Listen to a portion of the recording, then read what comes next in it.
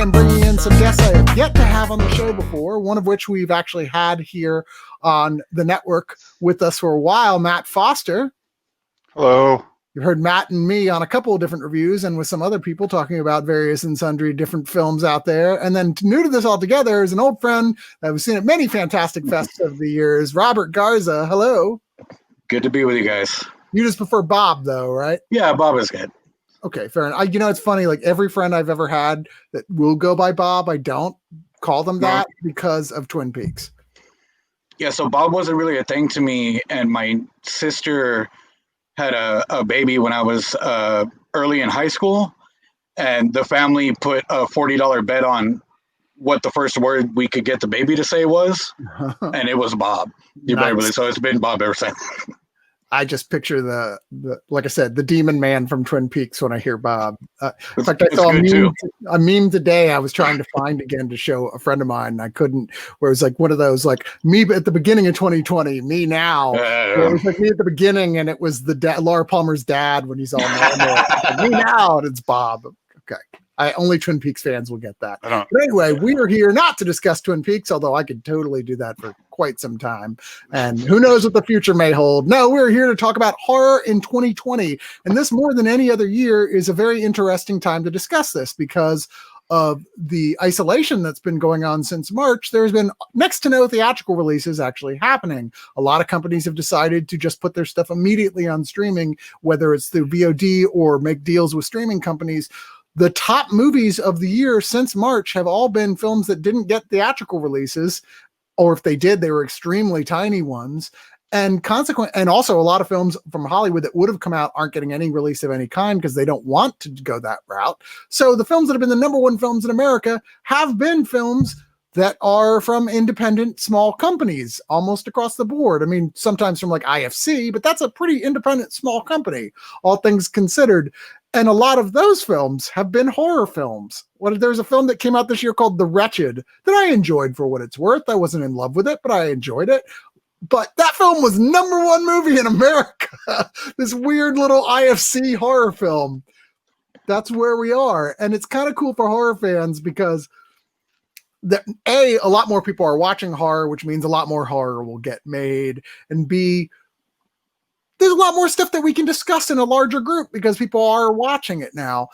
And the stuff that we're talking about today, everything that we're going to talk about is stuff you can currently stream at home. Some of it on streaming networks, some of it you have to pay for VOD for, but all of them will. But we've also separately made our picks because there's already, of course, as there always is every year, any number of lists already out there about what the best horror films are any given year. So I've gone through those. I assembled a list we sort of passed among ourselves, but then we're like, but you can pick whatever as long as it came out in 2020 officially, not just a festival release, of which also there have been very few festivals. But to start things off, I'm going to go ahead and kick this off with one that I would like to believe is on almost everybody's list for the best horror. Maybe it's not. I've met a few people who really didn't care for it, and I don't understand. But I thought The Invisible Man was such a shoo-in, flat out, like, wow, this is incredibly scary, incredibly smart horror film. I'm going to become full honesty. It's not a crush situation, but my favorite actress arguably right now is Elizabeth Moss. I think she just makes the smartest picks. I think she's in the coolest films. I think she's one of the best actresses. She's in two of my favorite movies this year, this and Shirley, which for some reason people put on horror movie lists, even though it decidedly is not a horror film. But I think The Invisible Man is so much better than you would think it would be. I have it on my list. I'm glad my list is bloated because I knew we were going to have some double ups. But I actually had an asterisk by it, and the asterisk says, "Is it horror?" And in prepping, like in going over my notes for this episode, I was like, I basically made the case you just made, like, it actually is horror. It makes a really good case for invisibility as a superpower, a much better case than The Boys.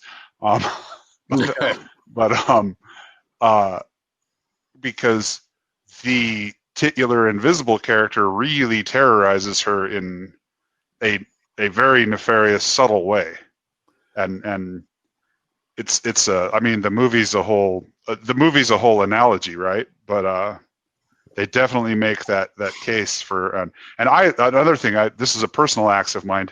I like that it was secular. That the villain was a science man. Yeah. We see so many credulous horror movies where the people are punished for using their faculties, for not.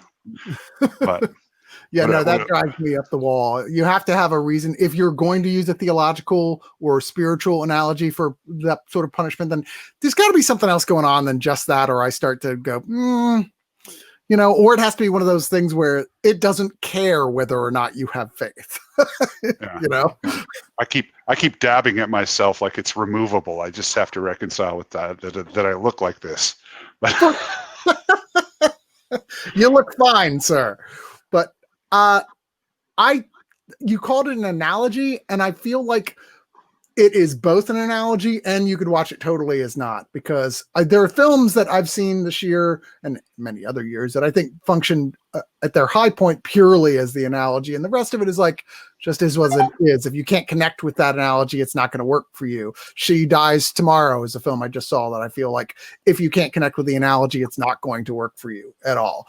The Invisible Man is one you could take as a straight, terrifying horror film, or you can look at what they're talking about, toxic masculinity, and get so much more from it, because it's not banging a drum. It's using it in very clever ways and commenting in a very specific and two incidents and two types of things. It's not like a broad attack on toxic masculinity. It's specifically going through the items of it, but using analogy.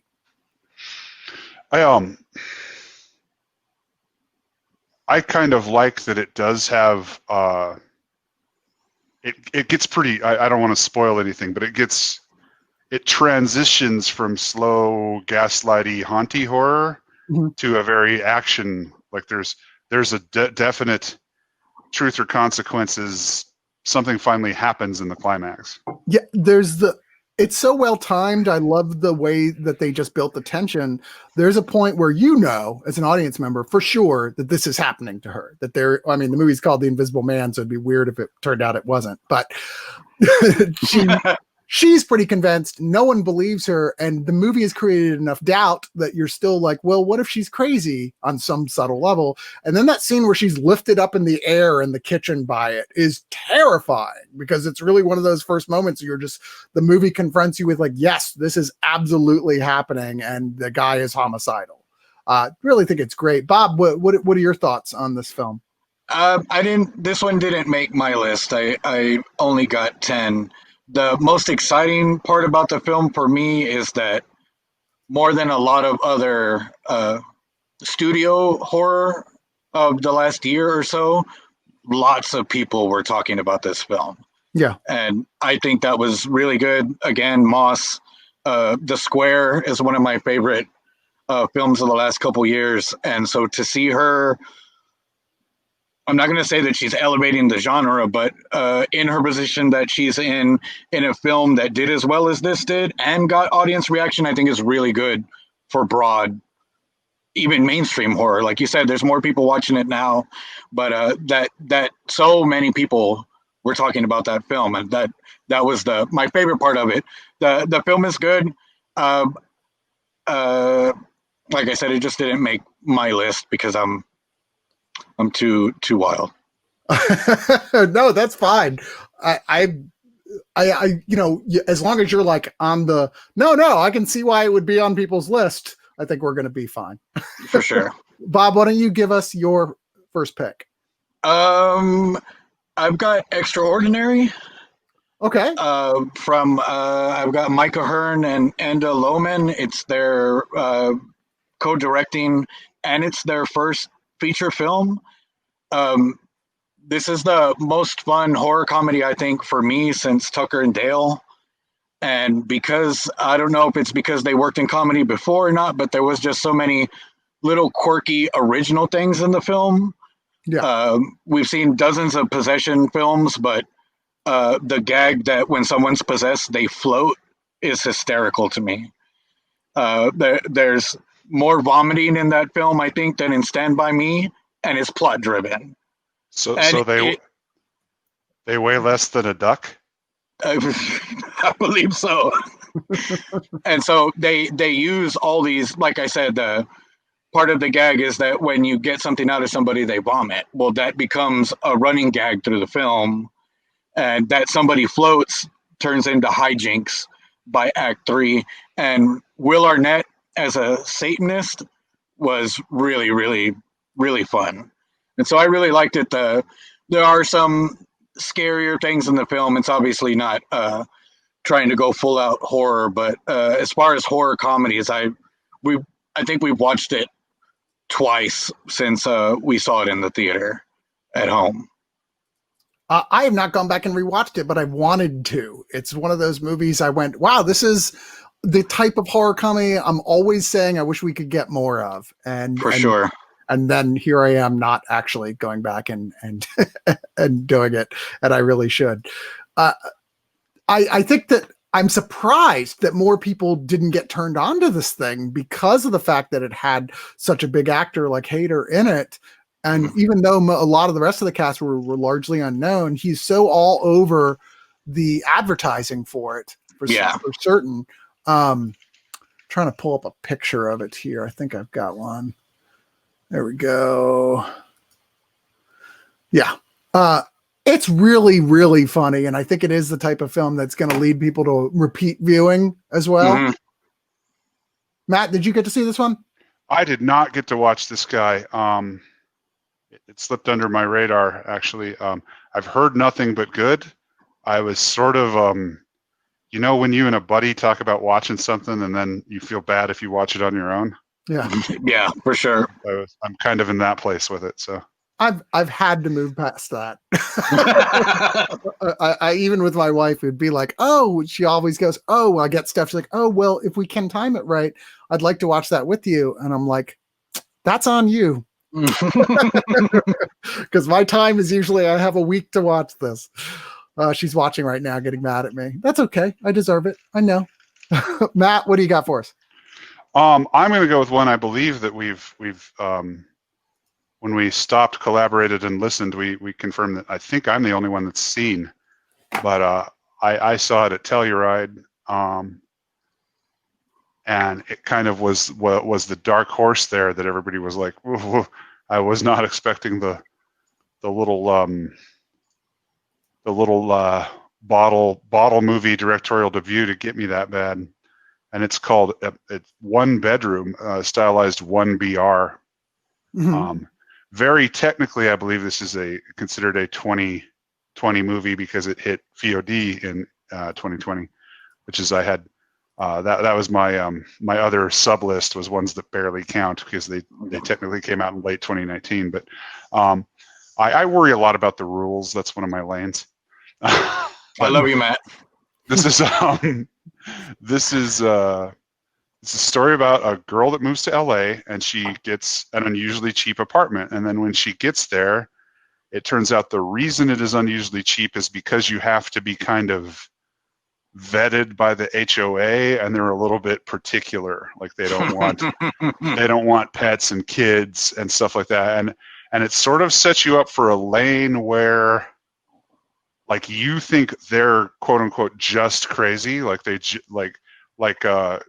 she sneaks a cat in and that has like dire escalating consequences that are disproportionate, stuff like that. And you think it's really just the HOA people are just can we swear in here? Yes, you can fucking swear. You think they're just dicks, and then what turns out to actually be going on is a little deeper. And by the end of this movie, I was comparing it favorably to the things I liked about The Master. Wow. Which I left The Master kind of Luke on it overall. Meaning lukewarm, not Luke Skywalker. No, that'd be weird. That's a brain candy reference for the 6 people that have. But yeah, it was very effective, and it has for something that is a thriller and not a because I was speaking of caring about the rules. I get real if I think I'm watching like a werewolf movie and it turns out to just be a murderer, Mm-hmm. you know, I want to know my lane before I hit the gas. Yeah. And for something that is all humans, it's one of those ones where, and without going into the Eli Roth exploitation place, it still makes you do the like stub toe. Ooh. Yeah. Like 5 or 6 times in the movie. So it's like it's gonna hold a horror fan's interest and still also be like a real kind of ride for people that aren't that big gooey practical effects horror isn't their fandom. I'm very interested in that one. I had already seen it talked about a couple times online, and I was like, why? Nobody promoted this to press on my end at all. You know, like there was no speaking of this, and I don't know why. Maybe they just didn't know what they had. I don't know why. It came out like at VOD this year, so it'd be like, okay, that's the type of film you'd think they would have sent out. No word of it from me. We would have covered it on the site, Matt, for sure, if I had known it was out there. But we're covering it now. I didn't see it either. I did pay for it. It's like $2 on Amazon Prime, so you can rent it off there. And you're far from the only person I've seen really promoting this movie. It sounds up my alley. I got to say, having lived in a neighborhood with HOA, that freaks me out right off the bat. Those people are crazy. They are, man. Have you ever lived in an HOA neighborhood? They are insane. Like whoever volunteers to be on an HOA committee is like a person who by definition is unbalanced. Well, the only way you can live in one is you have to get on the committee. Yeah, well, like, you know what I mean, though. That's the only way you'll get your exemptions that you need. Yeah. And we get I remember we hadn't mowed our lawn once for 2 weeks. 2 weeks hadn't mowed our lawn. And we started getting angry notes on the door. I was like, you've got to be fucking kidding me. Like, wow. There's a great Reddit AITA about a guy who went through this. So he got himself elected and they took it over. Ha! Nice. That's what we should all do that. HOAs. Sorry. I have a DSM-5 would call it operant defiant disorder. Yeah. Oh man. A geneticist would call it Texan. Yeah. But that's like that rugged individualism that they talk about. I see that note on my door and I'm like, oh great, now I can't mow it. Like, I was gonna do it this weekend. I guess now we're getting some milk thistle. Yeah. It's awesome. So I guess it's my turn, right? I think it's my turn. So I'm gonna add my picture here. So mine is one I literally just watched today. I was like, oh, this is one I've been meaning to watch. People have told me how good this is. Just hadn't gotten around to watching it yet. And it finally dropped on Shudder, which is literally its American release, basically. So that even though this movie is 2018 when it was made in Thailand and it played at Fantastic Fest last year, its official release is this year. And this movie is The Pool. This is a crazy time of a concept that sounds like it couldn't possibly work, and it really works. And it's very accessible in some ways. Like, okay, so I loved Crawl. Like alligators freak me out anyway. Alligators, crocodiles, whatever. Dinosaurs, let's be honest. And that movie just is really ridiculous, but super fun. This one actually has a very realistic look at how this situation might actually play out. You know, there are points that you're like, wow, what are the odds you could have gotten away with that? But like overall, compared to Crawl, this is being deeply realistic. And it's this guy, and he works for a movie set. He is kind of like he's the animal wrangler. There's a dog on set that he wrangles. He does sets and costumes. And they're filming on this very deep, like 20-foot deep pool that for some reason has no ladders. I don't know where that, I mean, obviously in Thailand, they don't have the same safety commissions that we do here. I've never heard of that before, but that's the situation there. They're like, okay, filming's done. Everybody's leaving. He's still hanging out. His girlfriend's there as well. He's like, okay, so I'm going to just like chill out here for a while on a raft. The guy comes by. The last time the guy's like, hey, by the way, I'm leaving your insulin up here. He's diabetic. And I started the pool emptying, so don't hang out in there too long. He's like, yeah, no problem. Well, before you know it, he naps. The top of the lip of the pool to get out is higher than he can possibly reach. His girlfriend is I don't know where, and he's in real trouble. The pool starts getting lower and lower. His girlfriend shows up and he's like, hey, don't. And because she's ready to jump in the pool. And he's like, stop, don't jump in the pool. And she hits her head, is knocked unconscious. So he's got to keep her head above water. The pool's getting lower and lower. No one is coming. He doesn't know what to do. And then a crocodile shows up and falls into the pool after his dog starts barking at him. So what they're dealing with that. And this goes through a very interesting series of sequences. He's trying thing after thing to figure out, how do we escape this situation? How do we get out of this? There's obviously a time limit. It's on, surviving of like thirst, hunger, surviving the crocodile, what have you. And it's fascinating. And there's no end of moments where you go, oh God, no, watching it as plans go inherently wrong. Have either one of you guys got a chance to see this one yet? I've seen it. It is definitely throw it on with your friends joint. I didn't get to see it at Fantastic Fest, but there were great stories coming out of that. But like you said, when I first saw it, the thing that popped in my head when it started was it 26 meters deep, or the shark 47 meters down? Yeah, and like you said, with Crawl, the only way it works is that it goes way over the top. Yeah. And so that one's a little more grounded because it's underwater, so they can't do as much wild stuff. But this one, it was way more effective than that was. I thought it was a lot of fun to watch, for sure.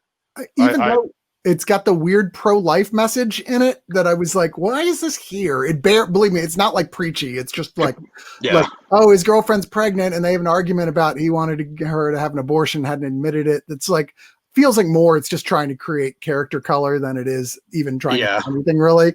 Or to secure funding. I feel like that's just really broadly demonstrating standard male fear of commitment in it. Yeah. Like, I don't think they really it's not even domestic, so their politics are different, Yeah. Thank God somebody's are.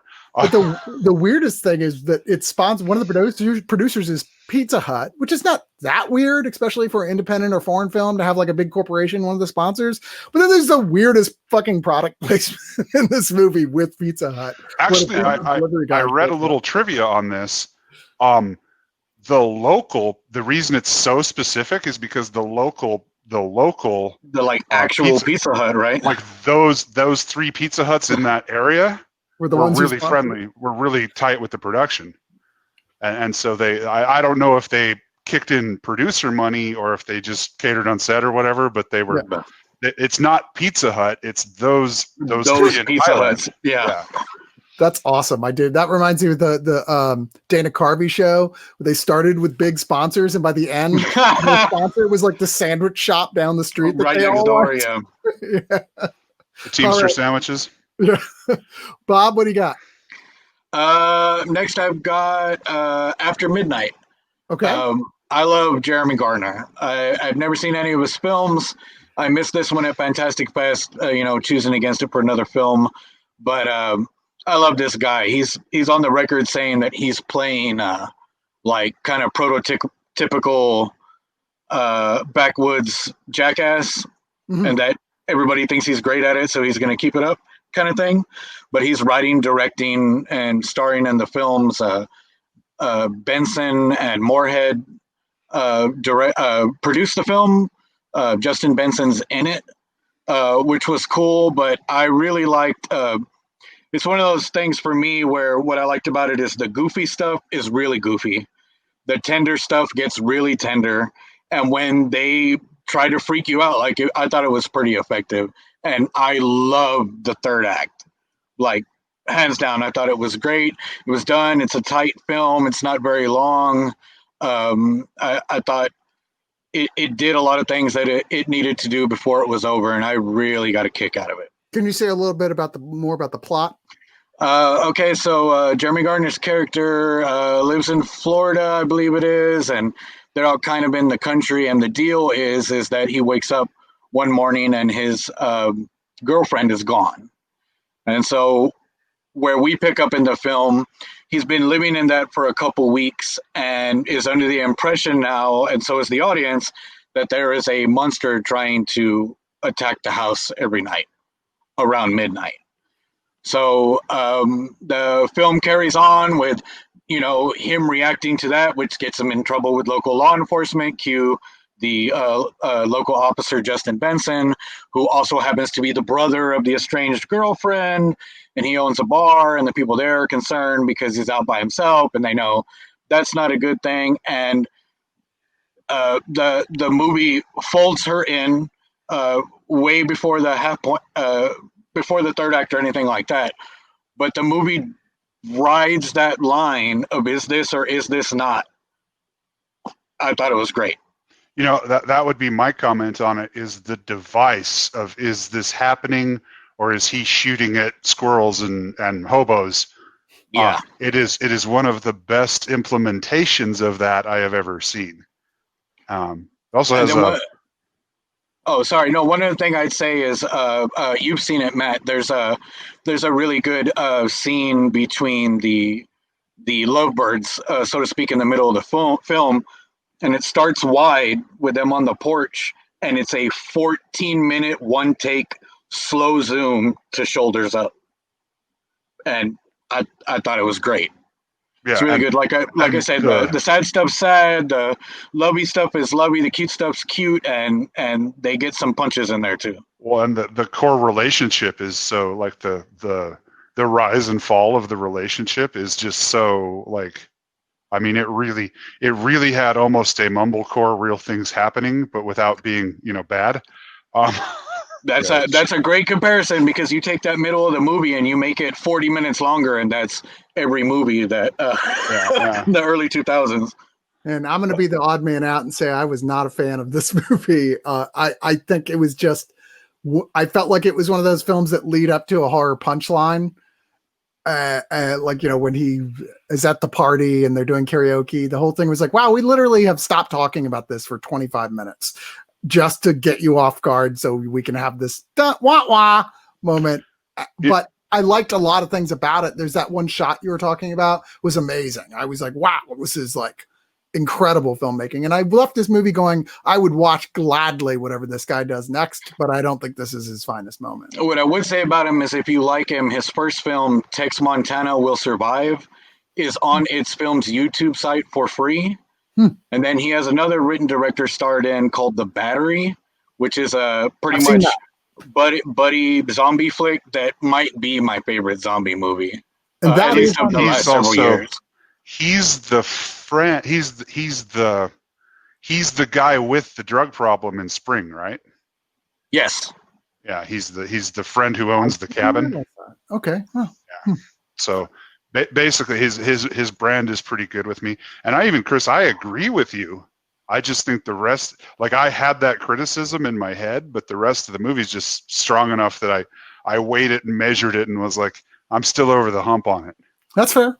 Yeah, I didn't hate it. I was just annoyed by that. I really like, and even I liked Henry Zabrowski's cameo in it. Yeah. I liked the bar scenes. Just really had that feel of like actual buddies at the local, Yeah, I actually messaged them through IMDb because the bartender, her name's not listed in the cast. And I'm like, man, that's one of the best scenes of the film, is when y'all are knocking off at the bar. We got to get her credit. Matt, what's your next pick? Okay, my next one, I'm going to go with, unfortunately, I didn't put these in any particular order. I think I'm going to drop the one I think is less likely to duplicate. I'm going to say Daniel Isn't Real. Okay. Which I did see that one. Yes. It came out at the same time as Z, and they have a very similar log line of like the kid's invisible friend turns out to be malevolent. And so, like, I watched Z, and then I didn't want to do two of them in like one binge, and then I finally got around to watching it the other day, and like, it's one of those ones like there's a movie called A Dark Song that I don't know if people have. Absolutely. Love it. But it's a very esoteric kind of actually occult movie. Mm-hmm. Rather than like a slam bang high kill count horror. Mm-hmm. But it is, but so what happens is this kid has an invisible friend. He is a traumatized kid that has witnessed a mass shooting. And he grows up to be a traumatized adult, His mother is schizophrenic. He believes he is having schizophrenia onset at the same time of life that she had it, and he starts looking into it. And the whole time he has this invisible friend called Daniel, and through therapy he was able to like pack the invisible friend away. And then when he was a little kid, Daniel was like kind of Dennis the Menace, and like at one point Daniel tricks him into putting his mom's pills into her smoothie, and some things like that are like a little delinquenty. And that leads her to put him in therapy, get rid of Daniel. And so it's almost like if Drop Dead Fred was played straight for evil. Oh wow, yeah, that's a good take. Because he springs Daniel out of the thought prison that he's had him in, and Daniel is played by, Daniel is this now kind of Greco-Roman perfect youth figure. Mm-hmm. He's played by Patrick Schwarzenegger. You may, I was going to say no relation, but he is related. He is the son of Arnold. Yeah. Yeah. He used a stage name and then changed it back. Yeah.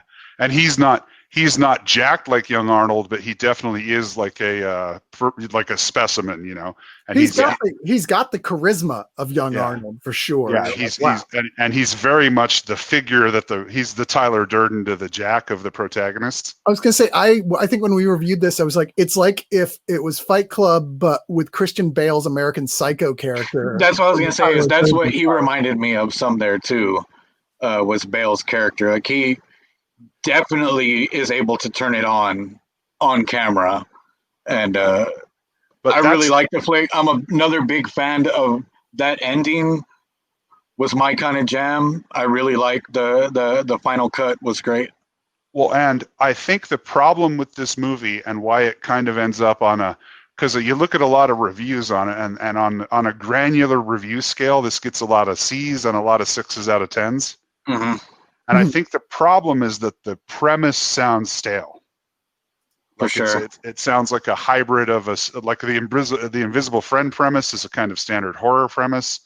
The nihilist second personality is kind of a standard like alt-lit premise. Yeah. And what I like about this is that in the second half, those things like spiral into actual like kind of almost abstract occultism. Mm-hmm. And it has a lot of symbolic language and a lot of actual kind of references to history. It does a lot of kind of nice subtle work to prove that to get you to pick your side as to if it's a phenomenon, a mental or an actual phenomenon. And so I just really liked how it was brought off. It is like, I mean, it had some budgetary constraints. It's not a studio release, Mm-hmm. and I also like just the, it tracks through like kind of a bohemian art scene. And I'm a Urban Decay porn guy. Like I like the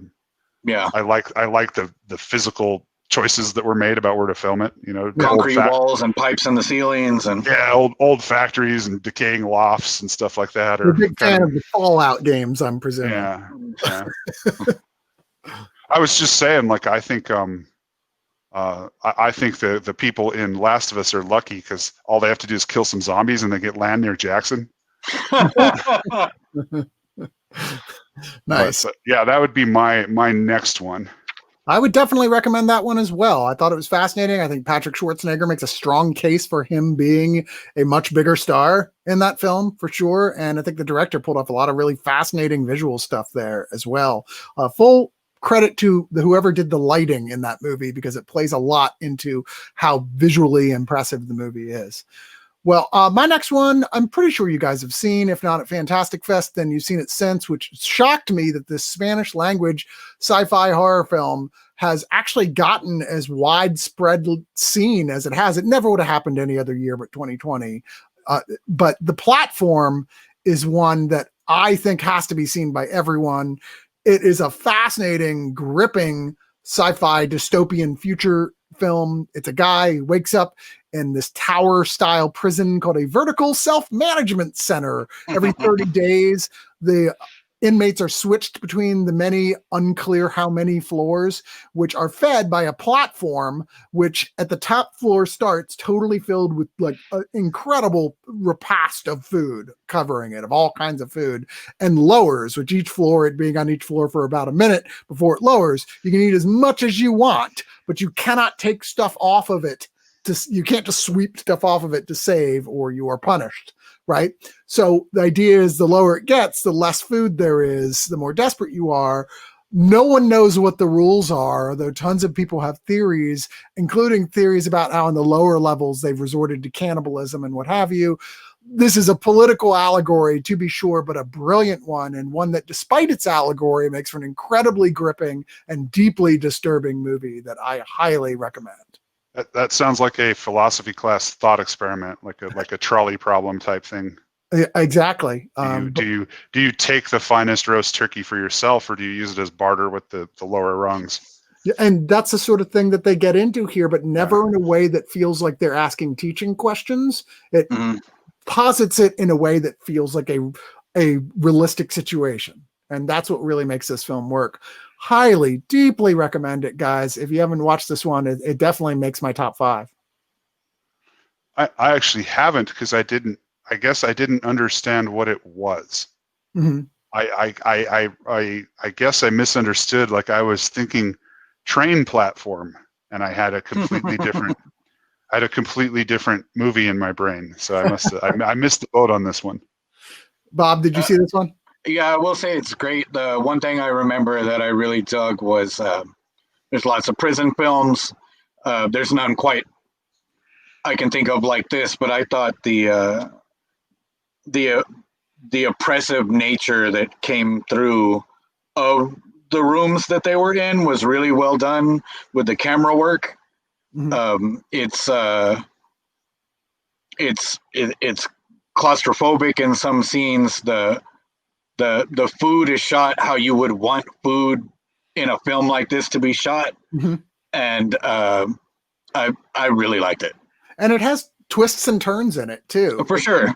It doesn't just say the premise and go, and then what happens? It's like, it keeps throwing new surprises at you. It goes as it evolves. And it's just, it had me caught from first frame to the last.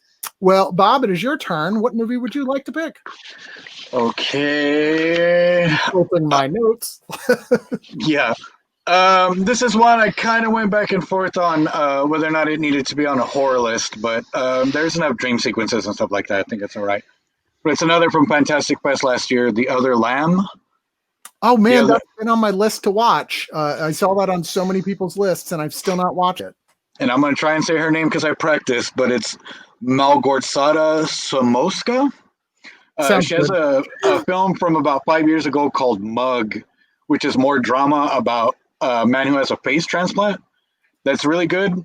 But this one is pretty much a cult that is in contemporary times out in the woods that is completely female except for the shepherd, who is the male who dominates in lots of different ways the women that are in the film through generations. And it's obviously, like we talked about with allegories, maybe a broader metaphor the director has said for, the patriarchy and the oppression and violence that women are subjected to. But what the film is really clever about portraying is that a lot of people think that the other side of that, a rising of a matriarchy, if you will, is somehow not going to be just as violent. Mm-hmm. And so I think there was a lot of things in this film that it doesn't just treat the male as the evil guy. It's a little more nuanced than that. And his charisma, I guess you would say, as the leader doing the horrible things that happen in the movie is spot on. I thought he was really good. It reminded me of who played the cult leader in Martha, Marcy, May, Marlene. Oh God, who was that? I can't remember, but if you've seen that, if you've seen the film and you remember the leader, it's that same thing where it's just maybe a lilt in his voice that goes from I'm telling you what I would tell anybody to I'm going to destroy you if you don't agree with everything I'm saying and follow the rules. So I really like this one. The cinematography, I got the guy's name is Mikael Englert, and is breathtaking. This is done, I would have to assume something like Oregon or something like that, because there's a lot of tall, thin trees that, go 56 feet high, and they're out in that. But right outside that, where they keep the actual lambs and stuff, it's a really rocky, barren landscape with mountains in the background type stuff. And there is a pull zoom for the ages in, I think, about the end of the first act. And I love the way it looked. The score is sparse and really well done, but I really like the performances are good. All the actors and stuff are playing the type of roles, I guess, that you would see in a film like this. There's obviously people that are down. This is the lifestyle we've chose to live in. And then there are the, well, I don't really know if it'd be better if we left. And then obviously our protagonist, when she gets to the age to which her life will change in the cult, she's not here for it. Right. And I thought it was really well done. I did a quick Googling because I'm a born production assistant to the end. That was John Hawkes. Yeah, I put that up on the screen. One of the people commented. So John Hawkes, a Texas boy. Just saying. We got all the good cult leaders. I personally lionize for his performances in Winter's Bone and Too Late. Yeah, two personal favorites. 100% agree. 100% agree. I'm basically a living bottle of Evan Williams. So if it's cheers to that. Man, that's great. If it's a down south noir kind of thing, I'm into it. If you've always said your spirit animal was Evan Williams, well, this is what that actually looks like. It's a wild turkey. So Matt, what you got for us next? Oh, it's me again. It keeps coming around like that. I'm chronically unprepared. I'm gonna do one that is arguably not a great, like, it didn't win any Oscars, and that's just, but it's of the moment, and I happen to have enjoyed it, and I happen to have watched it in a drive-in. So it because I've 3-4 months into quarantine, I got where my hands were shaking, and I had to buy a movie ticket. And this is a 2020 release film? You saw it at a drive-in? Yeah. Although, lucky bastard, you have a drive-in near you. Yeah, it's a swap meet by day, drive-in by night, and it's even better. It's very Utah, but we have one in Austin, and I went there once, and I thought its screen was smaller than my television. I was like, nope. Yeah, they don't tend to have the biggest screens. This one has a lot of little screens, and they're like laned off, so they aren't actually very big auditoriums. Auditoriums. Actually, being old enough to grow up with a proper drive-in theater that had a screen as big as a regular theater screen, like a huge fucking screen. And I'm like, I go to anything else, I'm like, that's not a drive-in. But there's still a few of those around, but they're getting rare. There is an operating one in Too Late. But they might be coming back now. Who knows? Anyway, I'm sorry. What was the movie? But the movie's called Followed. And I think I even wrote down Unfollowed, which is a different movie with a similar premise in the notes. But Followed is a found footage horror movie that takes place entirely through it's not great with device, actually. It does break at a couple points. But it's a guy, and he has a YouTube account, and the YouTube account is urbex/ghost hunting, and he goes into this old hotel that he's always wanted to investigate, and it's a pretty standard haunted asylum hospital hotel film, but it does have some pretty consistent scares. It's light on the, like, I have a listed like found footage pet peeves, and one of them is like the like, get that camera out of my face, like that person. Everybody in this goes into it with a pretty good attitude about the fact that they're going to be shooting on video for the whole movie, and it just has some decent twists and turns. I don't know how big of a list we were making. Is this a top 10? We're just going until the time is right. Yeah. But I wouldn't put it on an ordinal list. It's a standout in its genre, but its genre doesn't produce a lot of world-beating champs, you know. Mm-hmm. But it has, in the end, like I look for some stuff in a found footage movie that like I hate it when they just end. I hate it when they have no characterization or character arc. I hate it when they're really just young people bitching at each other the whole time, like they're just a squabble dynamic. Like people that watch the ball breaking on Friends and think and like they're like, well, let's take that up to 11, you know? Right. And this bobs and weaves through all of that and doesn't do an objectionable amount of any of it, and then it has an actual climax that makes sense. Like there's a reason they're there, and there's a reason. Like I like a little mythology. I like it when a problem is solved, you know. Mm-hmm. And it gets there, and it was just like I literally just was like, it was they're splitting their time between second run VOD stuff and repertory screenings, and it was just the movie after Gremlins, and I didn't want to go home. so I guess the trick to pleasing me as a critic is to catch me with no expectations. Often that's the case. I hate the fact that often I have to watch trailers because it's nothing better than going, yeah, sure, that sounds like it could be interesting from the director, actor, what have you, but you know nothing else about that. And then you're like, wow. I mean, trailers all too often spoil like key moments in especially a horror film that would have been frightening or creepy if you didn't know the moment you got to a scene it was about to happen because you recognize the setup from the trailer. Yeah, boo trailers. Right? Well, I won't say that. As somebody that attends a lot of festival screenings, I use them to weed out stuff I don't need to have on my list, so I can narrow it down faster. Yeah. But A24 got into the thing a couple years ago with It Comes at Night, where the trailer was, I'd say, uncharacteristic of what was in the film. Yeah.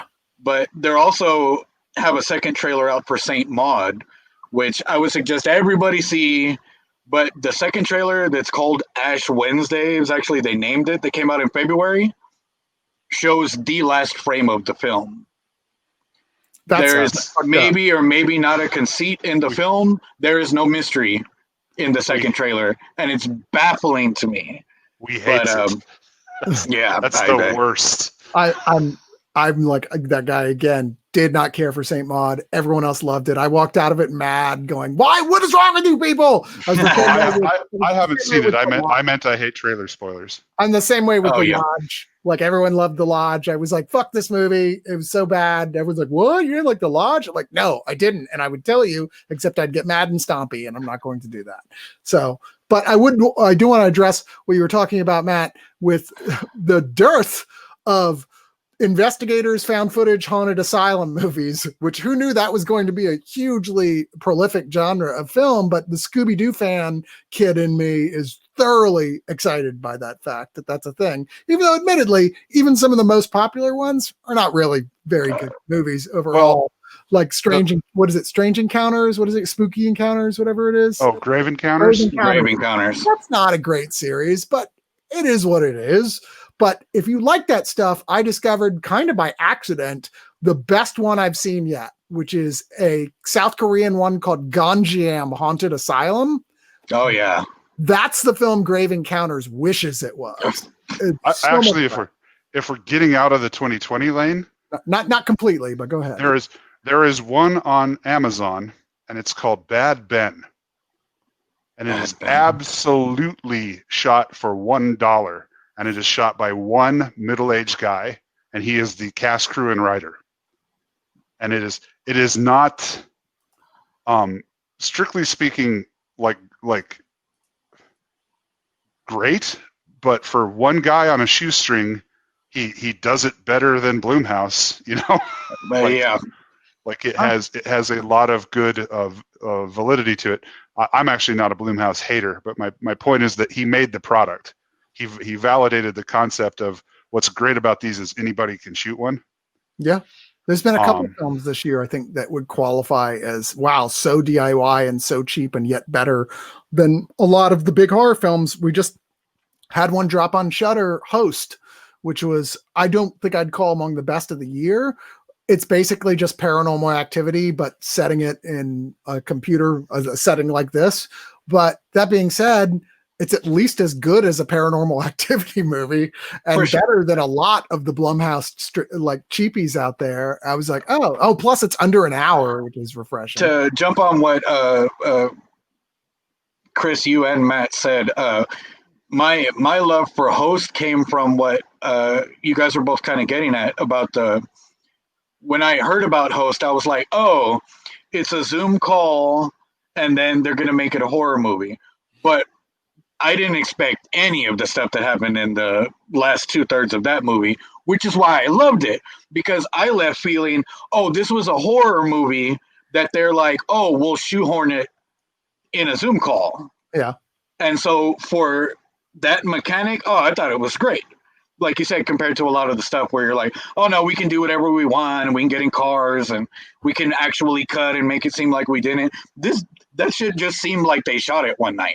Dude, obviously the VFX is really staged for and stuff like that, but I was a documentary delightful how they did it, because from what I've heard, they basically brought boxes of shit to the actors' houses who definitely filmed in their own locations, taught them how to set shit up, and they set up most of the physical effects that needed to happen. And the actress whose father was in it, that's her dad. That's cool. Yeah. And the one thing I'd say, fun fact I read about it was that the actor that played the medium, the director got her to agree to tell all of the actors that she was a real medium until they wrapped. Right. And they both said, and then all the actors said subsequently, that it gave them more reference for not making fun of the shit. Like, obviously the characters do in the movie at some point, but on a base level, they were trying to take it serious. Yeah. And so I thought that was cool. Any little hacks like that for, I mean, yeah, if they really shot at everybody's house singular, I assume on GoPros or something pretty similar. Yeah, it was a home run, like you said, because I didn't know nothing about it. I watched it yesterday, literally just to prep for this, because I knew one of the two of you would inevitably bring it up. And I was pleasantly surprised. And I think for me, what really tipped it for me is just the economy of it. Like you said, I think the whole roll, credit to credit, is 58 minutes. Yeah. And it really does highlight that that there are 20 identical minutes that can be cut out of all of these movies. Oh yeah. No, and, I mean, so Host just starts where a normal found footage movie gets down to business. Yeah, no, I mean, it's an hour and it's not even 30 minutes into it before it's into the third act of any given Paranormal Activity film. Yeah. Where it's going. What I told everybody too is I watched it on Shudder, so it tells you the runtime. But as tense as the end was, I wouldn't have guessed it was an hour long if I had just cold watched it. Right. Like, I mean, I would have known it wasn't 2 hours long. But well, and I really like that part that you guys are talking. They leave out a lot of these movies. We get a taste, and then it keeps going, and then it gets crazy, and then it tries to chill everything out for another 10, 15. This movie didn't do any of that shit. Once that chair moved, it was off to the races. I liked how well they used their time to actually give some character to the entity. Yeah. Like the entity had a good theme and a good mythology.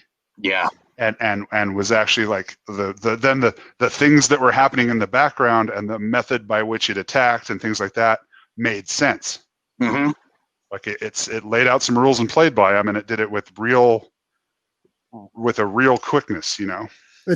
From a plot perspective, I think the thing I like the most is that the medium was quickly removed from the story, which puts you back in everybody's same situation as a viewer, which I really liked. It's not her talking everybody down for an hour.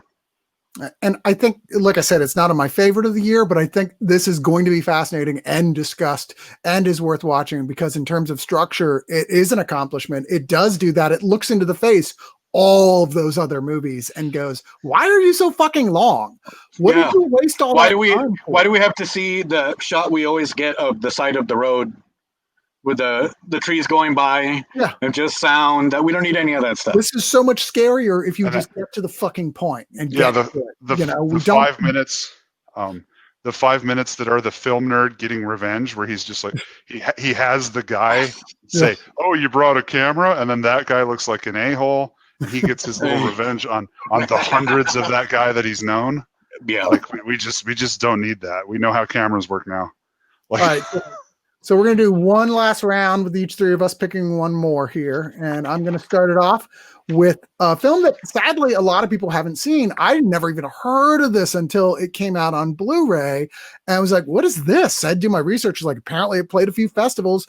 People went crazy for it, but then it just kind of sat until this year, where they finally managed to sneak out a release for it, direct to Blu-ray once again. And that is the horror comedy film Snatchers.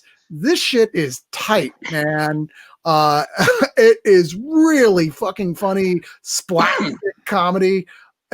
I mean, I laughed so many times in this and admired what they were doing.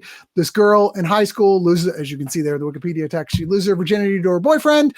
She wakes up, finds herself pregnant. Turns out it's an alien creature, right? And she's going to have labor that day.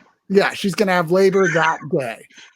And the alien creature pops out and starts killing people and impregnating other people. And it is a goof fest. It's funny as fuck. It's got a lot of the great qualities of a classic R-rated teen comedy, while also having all the stuff that makes a great splat stick horror movie work. And it's when I keep yelling at people, really, I understand why you haven't heard of this, haven't seen it, but trust me, seek this one out. It's one of the best horror comedies I've seen in the last couple of years, and you're just going to have a great time. It's also a great party horror film, which would be for sure. We have one of those again, but just throw on and people will eventually start sitting down going, what is this? And actually start watching it, because it's a grabber. So I had been looking for it because it's based on a short from the exact same group of girls, Pregnocalypse, yeah, I guess would be how you pronounce it, which starts in the living room and they're like, oh my God, am I pregnant? Birth, 4 minutes.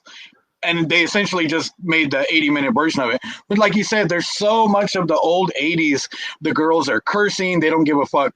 The adults tell them something. They're like, that's fucking ridiculous.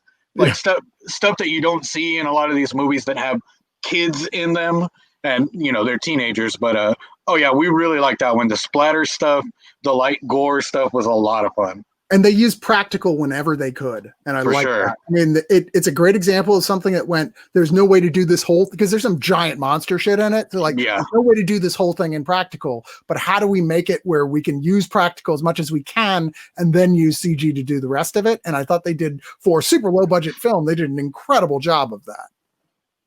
But Matt, I'm assuming you did not see this one. I have not. Am I making a baffled face? No, I haven't. You're making that. When's my turn come? I'm actually adding it to my Prime queue in the background. There you go. Fair enough. It's my using the mouse face. Bob, but, last pick. I know you want to hear me talk about The Lodge, but I'm not going to do that to you, Chris. No, don't do that to me. So, I'm split. Of my three favorite of the year, it would be Gretel and Hansel, The Lodge, and Relic. And I guess I'll go ahead and talk about Relic as somebody who's had horrible health situations and older people in their family. I think Relic is one of these movies, like we talked about before, where you can watch it as a straight horror film. You can also see it as a terrible, horrible telling of dementia and how it's hereditary and how it's something people don't like to talk about, and it's things that start off in the outings of it or things that make people angry and dismissive.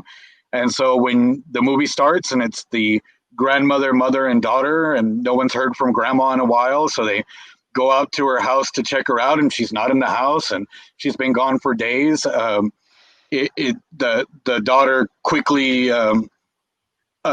puts out there that, grandma had called me a while ago saying she thought somebody was in the house, but she's just getting old. What I really liked about the movie, it's very well shot. There's a lot of really still nice optics in the first half. There's some really great camera cutting going down a stairwell that seems like she's going down it for 30 seconds when it's a 5-second walk down stairwell that I thought was really good, some Vertigo type stuff.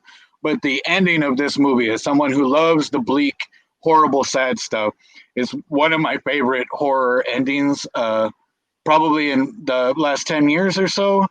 I think sometimes these movies that can be seen on both planes, a lot of times are about the saddest part or the denouement of the film is the main characters coming to the realization that this is what the reality is. Oh no, all along I thought it was that, now it's this. Or, oh, I thought I was this and no, now it's this. The last 10 minutes of this film are almost a slow motion look at the two main women realizing what is going on. It's not what it is that's going to transpire that I think is the most heartbreaking of them. It's seeing the mother and daughter, who are the two younger generation. You can see them deal with, this is all my future, and there's no way to stop it, and there's no way to help grandma. And I thought the ending was gorgeous, super sad. Like I said, I think a lot of people could probably see this as a horror movie and say, it was all right. The ending was kind of sad, slow, and it wasn't really effective. But if somebody is, like I said, with family members that have dealt with this and thinking about it in the future, like I told my sister and got her to watch it. I don't want you to see this movie, but I have to show it to you. Right. No, by the time it was, sorry, go ahead.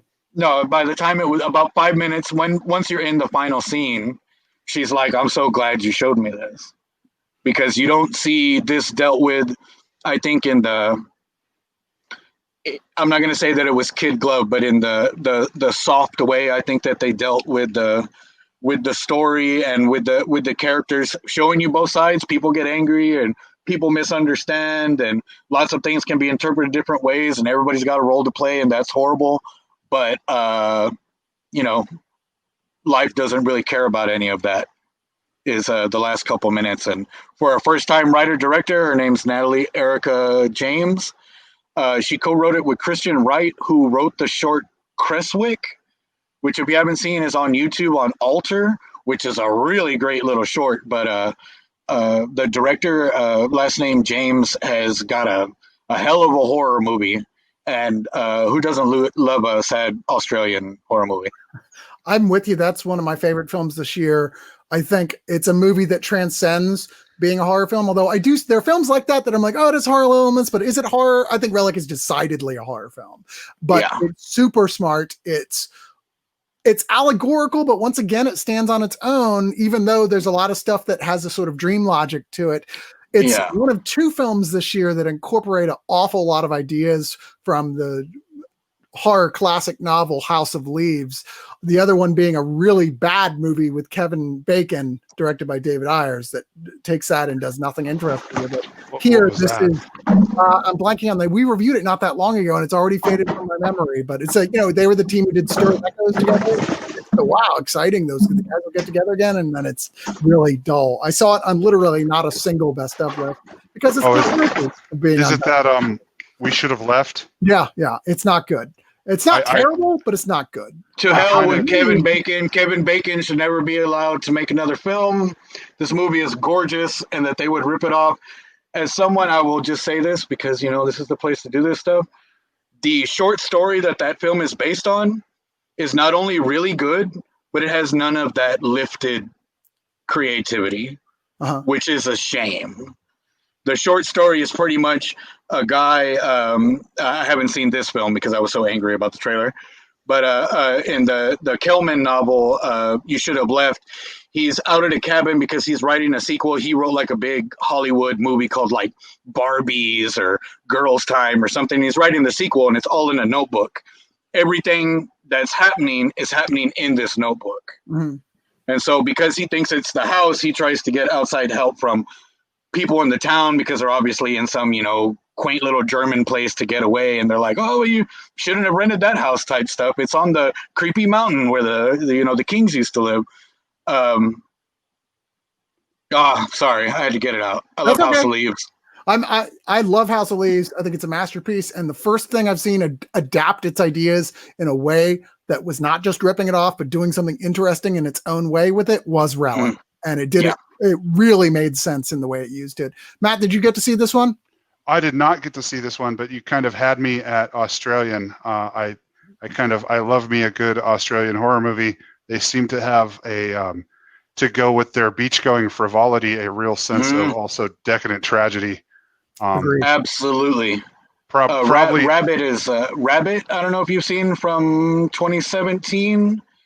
Was a Australian movie about a sister whose twin sister has gone missing, so she goes out looking for her and finds a Stephen King shop-like situation where they're doing pretty much experiments on empathy to see if they can stab one twin and get the other one to come look for her type of thing. That's not what's going on, but it's the same thing when you said about the Australian take on it. There's a lot of sadness in that movie that isn't the "oh, you're dead" type stuff. It's existential, really bleak, can't do nothing about it stuff that we don't get. I think one of the most underrated slasher things recently is the Wolf Creek series. Oh, for sure. Which is 2 seasons of real Second season is rough. I kept hearing that it's really good, but I was not a fan of the movies, so I did not try it. Yeah, I hadn't seen the movie. And spoiler alert, when I put on the first episode, I was like, man, this movie's really short. And I found the show when I was looking for the movie. I dug it. People tell me they like the show much better than the movie. So I don't know. Or the zombie comedy Undead. I believe it's Undead or Alive.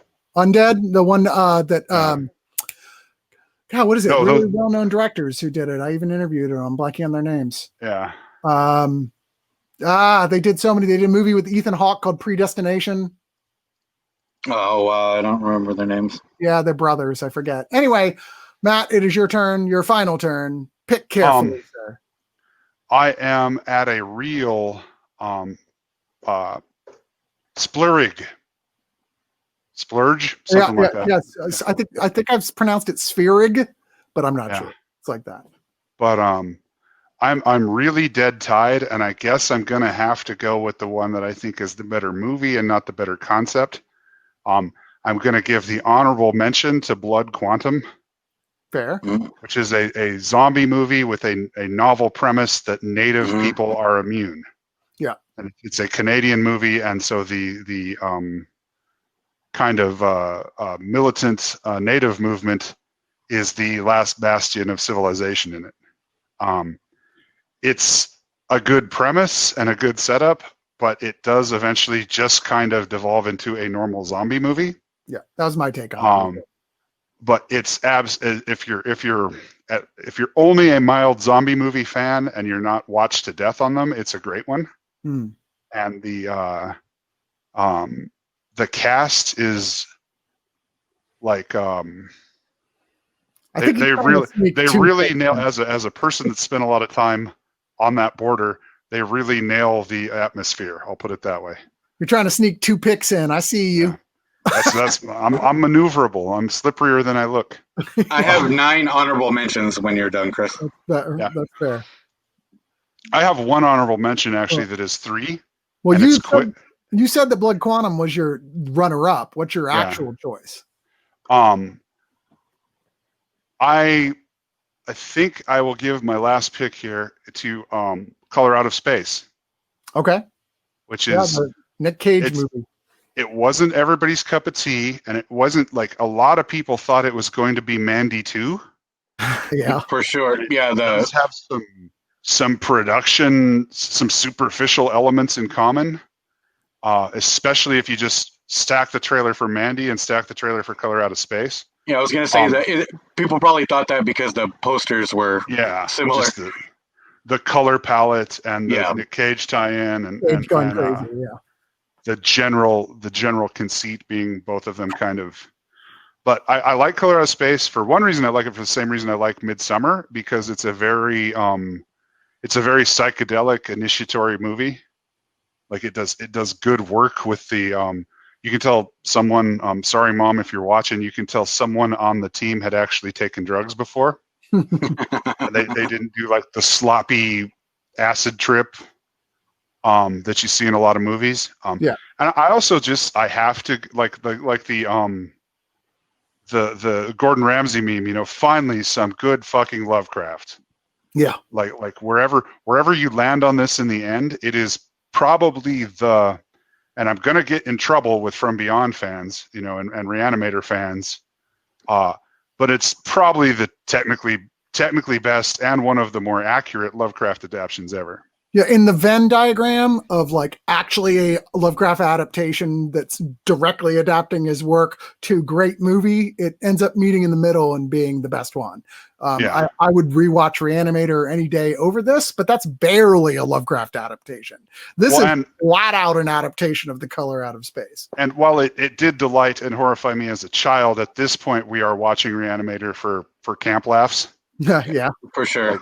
And then I will close with one quick, just to irritate you, Chris, a quick triple honorable mention.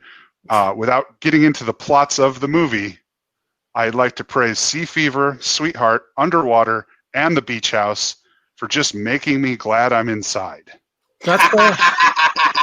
All those are I don't mind honorable mentions as long as you just mention them and maybe a joke. Bob, I'll let you do that too. I think Gretel and Hansel is the prettiest horror movie I've seen this year. It's OG spooky boy Anthony Perkins' son directing, Osgood Perkins. I think Amulet was really good from Romola Gari. And my last honorable mention would be In Search of Darkness, which is also on Shudder, which is the mega super 3-hour 80s documentary on all things practical effects and horror in the 80s. Dude, that's 4 hours. Oh, 4 hours. Yeah. Yeah. It's long as fuck.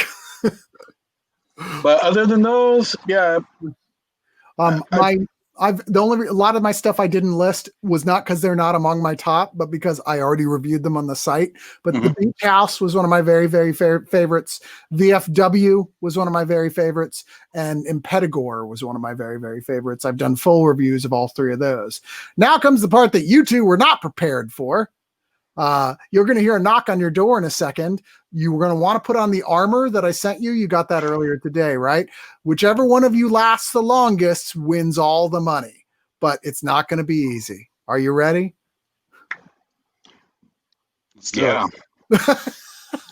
No, that is not it, but it is going to be a challenge. We do a thing here called the challenge round, where I put up 10 images from films with a theme, and you have to guess what they are. Audience, keep your mouth shut and do not type out what the names are. It's between these two guys. No, you don't actually win anything for winning other than my undying respect, which you both have anyway for coming here. So I don't know what you're, just do it for the lulz, I guess. We're guessing the movie or the theme? Guessing the movie. The theme is best horror movies in 2019. Not all of which are my picks particular, but these are ones that ended up on an awful lot of people's list. And let's go with our first one. Challenge 1. Tigers are not afraid. Tigers are not That was beautiful. I got a lot of laughs out of Matt's response there. I almost jammed that into this record actually, but that was getting to the point where it was like early 2019 and I couldn't justify it. That was definitely would count as 2019 for sure. All right, so here's our next one. Oh shoot, hold on. There we go. Oh my god, I saw this. Is that the one where they're stuck in the boat? Yeah. I was honestly surprised this ended up on so many best of 2019 lists. Overboard with Goldie Hawn. Because I thought it was just okay. I was like, yeah, it's fine. The acting was really good and it was a cool setup, but ultimately it was one of those like, okay. Ghost Ship? No, that was from a bit before. This is 2019. Ghost Boat, a different movie. No, this is Harpoon. Harpoon. Yeah, it's right there. Yeah, it was one I get why people liked it, but I don't get why people liked it as much as they did. I was like, really? That, are you sure we saw the same movie? Because it just seemed like it was acceptable to me. Anyway, let's go for our third title. Us. Oh, Us. Yeah, this one was kind of a gimme, to be fair, but obviously I don't have every title that was on the that was unquestionably a best of 2019, but you had to throw a few in here that were more obvious than others. A few of these are not as obvious. This next one is one that's on almost everybody's list that I saw, but is definitely not as obvious. I saw this once it came out on Blu-ray. That's the Golem. There you go. It is indeed the Golem. That rarity of rarity, which is becoming less rare lately, which is cool because I think it's really interesting, which is a very Jewish horror film. There's one that came out this year that I've been really curious about seeing that people keep talking about, but it's not available yet. So the people. Is that what is that film called? I know what you're talking about. Yeah, I'm also blanking on the name. I had it in my head like 2 minutes ago, and then it faded, and I was like, thought I'd play it off. Like, oh, The Vigil? No, not The Vigil. It's something with a V, though. Yeah, it's The Vigil. The Vigil. Yeah. All right, here's the next one.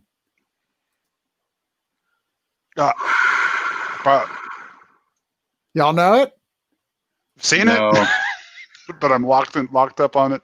I know it was. This was an unusual one. I also saw after it came out on Blu-ray, and I'd seen it. I had already had it. Like, oh God, I've seen it on so many people's lists. I really want to see this, and it ended up being pretty damn good. This one is one of the first Frankenstein movies I've seen in a really long time that actually made it to where it was worth seeing at all, much less be as good as it is. Called Depraved. That's right. Nice. I'll have to look for that. Yeah, exceptionally good little very new take on the Frankenstein legend. This next one I suspect is going to be a little more familiar to y'all, so let's just get it out of the way. One cut of the dead. I was trying to go every other word with you. Yeah. Next time I'll make you harmonize and sing it. To be fair. Yes, One Cut of the Dead. I think everyone can agree that was unquestionably one of the best horror films of 2019. One of the best horror films in some while. Even though 15 minutes into it, I would have said, "What is wrong with you people? What do you like so much about this?" And then 5 minutes after that, I was like, "Oh, I totally see what you see in it." Yeah, it's one of the smartest. You talk about economy. They ran the same thing 4 times or 3 times. We get to see. What essentially they only had to do twice. Such a good flick. Yeah. Here's our next one. Oh, I got to see this one. National Lampoon, obviously.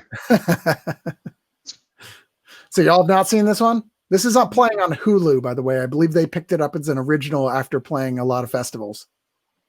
No, I haven't seen this one. This is Little Monsters. Really fun horror film. That's with Lupita Nyong'o, right? It is, where she goes and she is basically she a kinder teacher? Yeah, a kindergarten teacher that all go to this thing and a zombie apocalypse breaks out and she's having to guard a whole group of school children during it. It's a horror comedy and it starts with like the guy who's obviously supposed to be the romantic lead type being the most ultimate toxic male guy. At first I'm like, I'm going to hate this, I can tell, because they're playing him for laughs. And then the film ends up being about how to stop being such a toxic dickhead. And I was like, oh, nice. That was not where I expected that this was going. All right, excuse me. Return to the list. I was on like a 3-hour Zoom call with my whole family early today, so my throat is starting to go. Oh, that's Crawl, is it not? It is indeed Crawl. Surprise hit for sure that ended up being on a lot of people's lists. Because, hey, man, it's been a while since we saw a really great, just straight up fucking monster movie and a film with, although was sold itself as having one giant crocodile. And then that's true. They undersold it. But, man, that movie went from, this is pretty fun to, oh shit. It's a if you've ever played the card game Munchkin, it's got a mate card. Yes, I have. In fact, I need to play that again. It's been a while. All right, here's one a little more obscure, but you festival guys should recognize this. This was a monster hit at Fantastic Fest when it played there. I know the shot, but I'm not remembering the movie. It's give me a second. Almost there. Almost there. It's 2 words. Bob, turn off your targeting computer. I'm trying to use the fourth. Just impacted on the surface. In Fabric. I was trying to remember the one with the dress. In Fabric. That is correct. Yes. It's one of those movies where I was like, wow, in the first third, this is, all right. And then it just completely switches. And I was like, holy shit, this is even wilder. And then it's like, oh, you think that's crazy? Exactly. Really weird horror film. Highly recommend it. And then this is our last one. I honestly thought this was on a surprising amount of best of lists, considering I was like, I feel like I've seen this movie already. Is this The Prodigy? No. Not an evil kid movie in that sense. Is it The Hole in the Ground? The Hole in the Ground. That is correct. Yeah, what I remember about that movie is I really dug the visuals of the actual hole in the ground, and then it was just kind of all right. Yeah, there was a lot of stuff in it that I liked, but ultimately, a lot of what it was doing was just stuff we've seen before. And I thought the cinematography was really, really good, and the acting was really good. And then it was just kind of okay, I see where this is going storyline, which is disappointing. But a lot of people had it on their best of lists. But that's how best of lists are. They're about you going, "What are you crazy? You people are insane. And where is this movie that should be on your list?" I mean, really, everything is so subjective when it comes to these things. You like what you like. And the best we can hope to anyone who's listening out there is that some of the things we've talked about today have given you some good ideas for films to seek out that maybe you didn't know about otherwise. So we do have to get out of here, but first let's give you guys a chance to plug whatever you want to plug. Matt, you appear on One of Us regularly doing reviews, but is there anywhere else you would like to send people? We have another reviewer and I, Trevor Trujillo. We do a podcast called the Nighthawks Podcast. The name coming from the the picture of the empty diner. Yeah, I'm going to embarrass myself a little and say you guys are one of like 3 podcasts I actually still make the time to listen to. Well, I give a lot of love up to Trevor because Trevor worked in radio for years and is a good editor. Without him, it would sound like it was in a Folgers coffee can. But we're pretty proud of it. And it's getting. I think we just hit 100 episodes. So nice. Miss Trevor. Hopefully, he'll be back at Fantastic Fest eventually. Yeah, hopefully we both will. Hopefully they'll be in. Yeah. For sure. Yeah, I think that's where I first met Trevor. It might have been South by. Who knows? I've known him for so long now, but yeah, he's like a familiar, friendly face at there. Weirdly, years before he started doing stuff with One of Us, we had talked about doing stuff before, and it just never worked out. But tell him. I'm usually around when Trevor's around, but I'm like off staring at a brisket or something. That's not a bad thing to stare at. Bob, how about you? Anything to promote?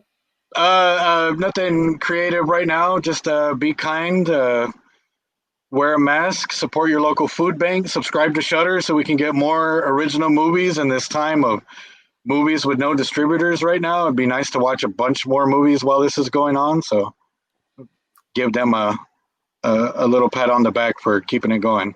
Agreed. There's a lot of sites out there, streaming sites that advertise themselves as the place to go for horror. There's only really one that you want to get, and that's Shudder. I've tried the others, and they're okay. Shudder is the one that seems to be cultivated by guys who really have some great opinions. You're never going to agree with everything that's coming from any given group of people, what's good and what's not. But all of the films on Shudder, you can see why someone would say, I really loved this and was worth your time. God knows when you shop around on something like Netflix looking for good horror, it's mainly garbage they got for pennies. Shudder doesn't do that. They cultivate films from festivals and they really pick some good stuff. We are not paid in any way by Shudder, for the record. Just want to say that. I honestly love what they do as a horror fan, and they're cheap. Well, for Shudder, if you're watching this with a bucket of money, we would love to be paid for giant prostitutes. Anybody out there that's into shorts, the YouTube channel Alter, which I forget who technically owns that channel, but it's all officially distributed stuff, is dozens of trailers a month. So like at Fantastic Fest, almost everything I saw at Short Fuse between 15 and 18 is all there. Oh, that's awesome. And they debut stuff, they do trailers for them and stuff. Delicately done trailers they know what they're doing. But Alter is a great spot for horror shorts if you want a little fix. We do cover a lot of stuff from Shudder, but that's not like they will give any critic their stuff in advance to cover. So that's no special benefits. I just want to be clear on that right there. We do cover a lot of stuff because they make it so easy for anyone who's interested in movie criticism to get in touch with them and contact for early reviews. And also, I'm already a fan and I sought them out. Just saying. Also, if anyone from Shudder is listening, I'm telling you again, the idea of a reality show where the contestants are all up and coming horror film directors, where they are given a set period of time and a random selection, like one of those 24-hour film festivals. You have no idea what you're getting till the moment you get it. And then they've got 2 days to make a short film that include these things. And then the winner of that contest that you follow over the space of a season of episodes ends up getting $1 million or whatever it is, $100,000 to work on their actual feature film, which doesn't have to be that short, obviously. And then they fight to the death. And I think that's money in the bank, is all I'm saying. I would watch that show. Craig Engler, if you're listening, Shudder, this is a great idea. Please make it happen. Love to see it. Anyway, we'll be back, or I'll be back in another week. Thank you, both of you guys, for joining me. And everybody out there, have a good week.